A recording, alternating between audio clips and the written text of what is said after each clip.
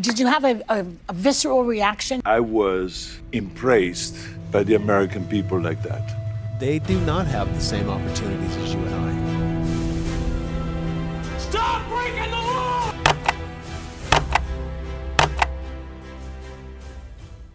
So here we are, June 18th.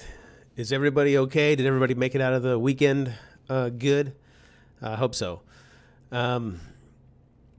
So if you've seen The View, you've probably seen Arnold Schwarzenegger talking about immigration. It wasn't quite what the hosts on The View were anticipating. It's a good interview. He has a lot of good things to say, but it wasn't quite what they were expecting. So let's take a look. You're an immigrant in this country. Yeah. Did you have a visceral reaction to what they're doing, what ICE is doing, when you see the videos of it? Well, I tell you, you said that the immigrant. So notice how Joy Behar frames the question. Did you have a visceral reaction? She's trying to frame it so it's called leading the question. You want him to have that reaction. You're kind of leading him to answer in a certain way. He doesn't really fall for it. But first, he shows great appreciation for America. I'm so proud and happy that I was impressed by the American people like that. I mean, imagine I came over here with the age of 21, with absolutely nothing. And then to create a career like that. I mean, in no other country in the world could you do that. Yeah. Every single thing, if it's my bodybuilding career, if it's my acting career, becoming governor, the beautiful family that I've created. So yeah, this guy's done quite a bit. Austria, I believe he's from, and he did it all. I remember being a kid watching his movies and seeing him in interviews, and just the confidence he had in the bodybuilding videos that he had done or they had made of him in his movies. He was it in the 80s, right? He was one of those guys, kind of like Sylvester Stallone, just at the top. And that was America. America did that for him, or at least gave him the opportunity to do it himself. But this is what they mean when they say America is the land of opportunity, and he came here the right way. All of this is because of America. That's true. And so this is why I'm so happy to see firsthand that this is the greatest country in the world, and this is the land of opportunity. Seems like a less than excited expression there on Whoopi's face. So anyway, what he said is 100% true. It was the land of opportunity and great things he made of it, right? So I'm going to fast forward a bit to the second clip I want to discuss. And I want you to notice to Arnold's left as he's saying the things that the hosts weren't expecting him to say. You see a hand trying to kind of coax him to like, okay, that's enough there, old fella. At least that's the way I take it.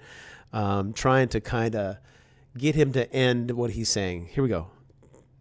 And all that. And so I just think the world of the great kind of history that we have with immigrants in America. But the key thing also is at the same time that we got to do things legal. That is the important thing, you know. So you got to do things legal. And those people that are doing illegal things in America and that are foreigners, they are not smart. Ooh, yeah, they are not smart. As you've seen in my previous video, the not smart part is obviously setting cars on fire, throwing rocks at officers, burning areas down, destroying your own neighborhood. I mean, we don't have to just look at the Trump phenomenon.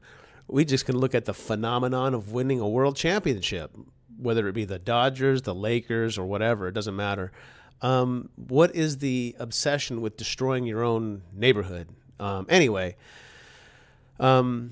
this is what he's talking about. That's not the smart way to go. That's not the way to win me over. Hey, I want to live in your house. No, I don't think you're going to be allowed to live in my house. Well, I'm going to set your car on fire, and then I'm going to wave Wave my flag. Okay, you heard enough out of me. Let's finish up with what Arnold has to say. Because when you come to America, you're a guest. And you have to behave like a guest. Like when I go to someone's house and I'm a guest, then I will do everything I can to keep things clean and to make my... Did you see that? What was that? All right, Arnie. Arnie, I need you to move on from the topic. I need you to get to the point, wrap it up. If it was like the old cartoons, I guess they did this in the old vaudeville shows. They would put the hook out and come and get him, pull him off the stage. That's kind of what this reminds me of. bed and to do everything that is the right thing to do rather than committing a crime or being abusive or something like that. So that doesn't really work in this country. So I think the important thing is when you become an immigrant to think about, okay, I go to America because I want to use America for the great opportunities that America has. And that's the point. And that is the point. You show appreciation for what the country offers you. If, just like he said, if you go into somebody's house, you show appreciation for them to open their doors to you and give you the opportunity to stay there and earn a living, to earn your keep in the house itself. And it's the same when you come into the country or into somebody's house. You obey the rules, you do the things the right way, and you leave it better than you got it. That's just the general rule. So I made a previous video about immigrations and the sojourner. So if you would like to see what I had to say there, you could check out the card up top of the screen.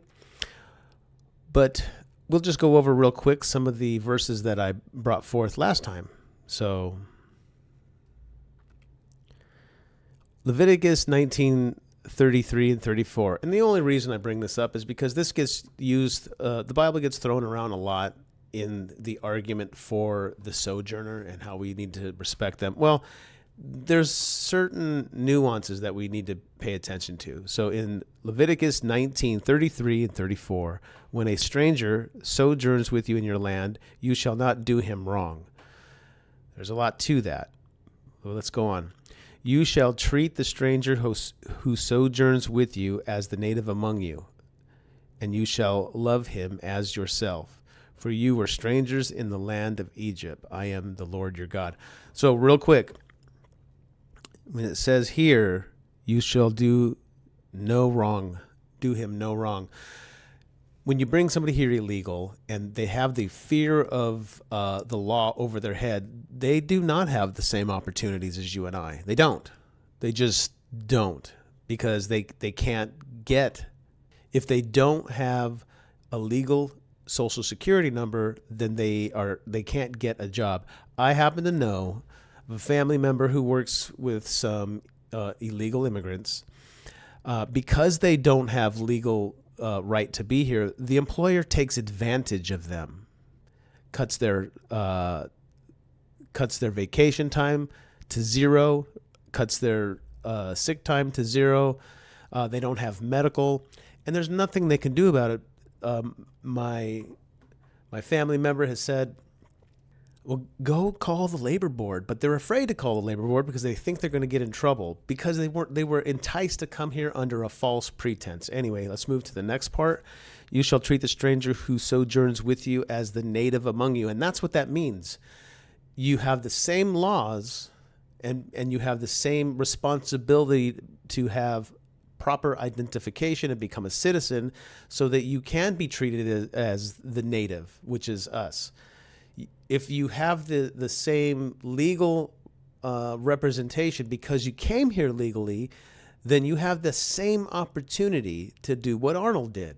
It's that simple. And you shall love him as yourself. And that's talking about our neighbor, right? We love our neighbor as ourselves. We don't love our neighbor as the person that's going to dump my trash at the hospital, or the person that's going to pick the fruit in the field for me, or it's going to serve my food at a restaurant. That's not loving them as yourself. That's loving them as a servant. And that's not what this passage is talking about. So Exodus 12:49 says the same, has the same principle. There shall be one law for the native and for the stranger who sojourns among you. Again, Leviticus 24:22, you shall have the same rule for the sojourner and for the native. The same rule means the same requirements, right? If you're here undocumented, you need to get documented the right way. And that's what Arnold is talking about in the video. So Ephesians kind of sums it up here, says, so then you are no longer strangers and aliens, but you are fellow citizens and saints and members of the household of God. So this is the part of assimilation. Come in and be a part of us.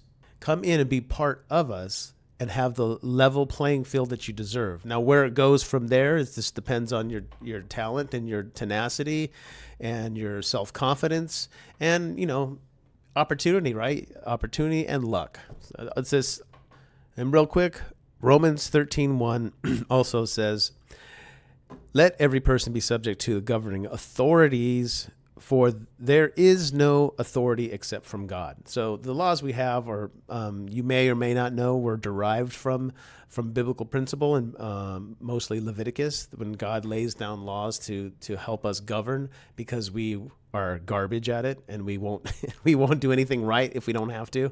So we need somebody to come and tell us how to behave. So tell me what you think. Does this ring true? I mean, the Bible, in my eyes, rings true, and it rings true to what Arnold is saying in the video here.